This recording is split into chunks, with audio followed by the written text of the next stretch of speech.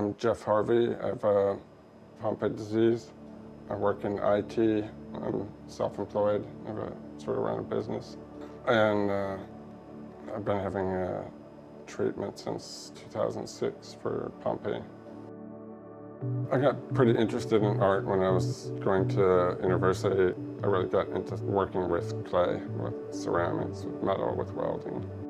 I really enjoyed that act of creation, but even small ceramic objects take a fair amount of physical effort.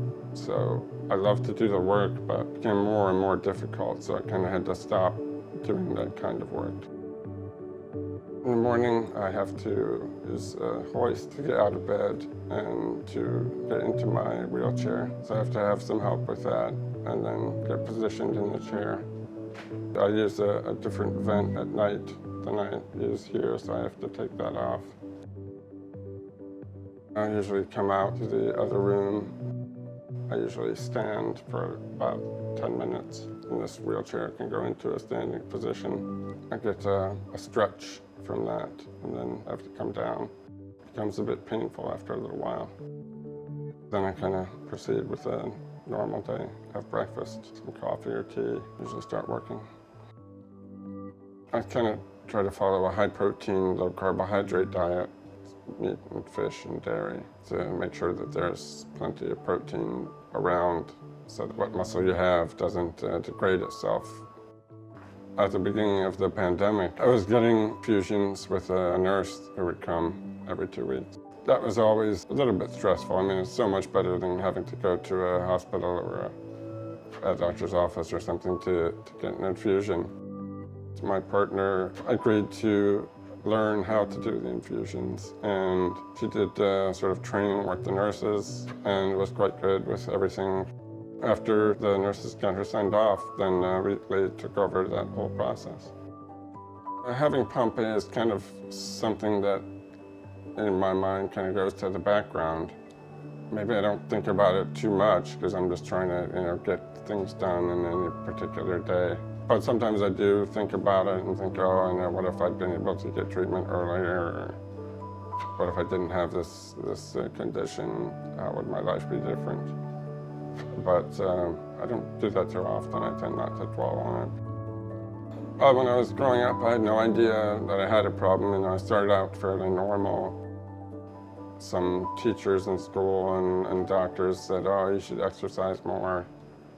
You're just being lazy. And then I started not being able to run very fast, having to use the handrail to pull myself upstairs. And if I sat on the floor, or even in a chair, I would have to kind of help myself up. And I started to trip and fall more. I started using a wheelchair in 1996, and then by 98, I was using it full time. At that point, I could still stand and walk very slowly, but I started falling a lot. So it just became too dangerous to try, plus it was painful just to stand up. I was originally misdiagnosed, I think in maybe 1986 or so, with limb-girdle muscular dystrophy. And then in 1989, I had the previous diagnosis, had a muscle biopsy. And that's when I got the diagnosis of acid maltase deficiency, as they used to call it. At the time, there was no treatment. If myozyme had been approved 2 years earlier, then I might be able to breathe a bit easier and I had a bit more strength. When I went to university or college, I did the junior to the third year abroad. I lived in the US at the time, and I went to Aberdeen University. That was a great experience, and I did it anyway, even though I was starting to get weaker by then, and walking and going upstairs and everything was becoming more and more difficult. My muscles would be strained. I would have liked to have done more things on that trip that I couldn't do, like just go hiking or walk longer distances or cycle. But at the time, I just couldn't. Getting treatment for a progressive disease, even if it just stops the disease from progressing, is really important. If you have a progressive disease, your condition and your abilities are constantly changing. So you can't really plan much. You can't sort of map out what you might want to do, because you don't know if next month you're going to be able to do the thing that you're taking for granted now, like lifting a cup of coffee or working on a computer that my job depends on. As my disease was progressing, I just didn't know if I'd be able to do something in a month. Having stability in my condition, which the treatment gave me, was like life-changing. It allowed me to plan and to think about the future and kind of have some confidence that I could plan a trip for 6 months because I know that I could handle it. And my whole life is shaped by the disability that I have because of Pompe. Anytime I go out, I have to consider whether the route I'm going to take, if I'm traveling, is going to be wheelchair accessible. I don't really fit in this wheelchair. I'm a bit tall, and the wheelchair is too, so I don't fit in a cab. So basically, I'm limited to public transportation. I have to use the bus because of lack of access on the underground and train network. And the bus system is great, but there's competition over the wheelchair space, and there's on all the buses so far, there's only one wheelchair space. Sometimes occupied either by another wheelchair, which is fine, I understand that, but sometimes by a pram and someone who refuses to move, and that's a big issue. That if that could be made better by having 2 wheelchair spaces or enforcement of the rights of a wheelchair user to travel. Level boarding where the platform would be even with the train would be ideal, so I could just roll on and off like everybody else just walks on and off.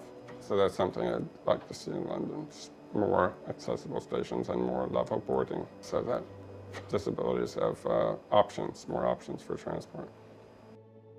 There's a few things that I feel proud of. The lift in Paddington Station goes down to the Circle and District line, and I never knew that. Like, I found out when I'd lived here for 6 years that lift goes down there and it's actually accessible in one direction. And it wasn't on the TfL step-free map.